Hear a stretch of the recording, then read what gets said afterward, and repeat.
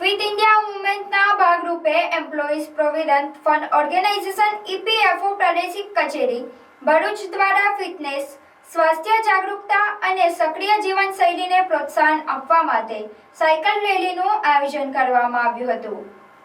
આ રેલીનું નેતૃત્વ પ્રાદેશિક ભવિષ્ય નિધિ કમિશનર પરિપૂરણ નાથ દ્વારા કરવામાં આવ્યું હતું.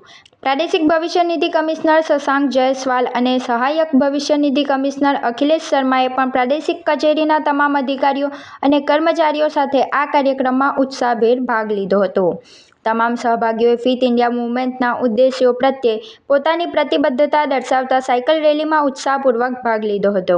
આ કાર્યક્રમ તમામ સ્ટાફ સભ્યોની સક્રિય ભાગીદારી સાથે સફળતાપૂર્વક સંપન્ન થયો હતો, જેણે ફિટનેસ અને સુખાકારીના સંદેશને વધુ મજબૂત બનાવ્યો હતો.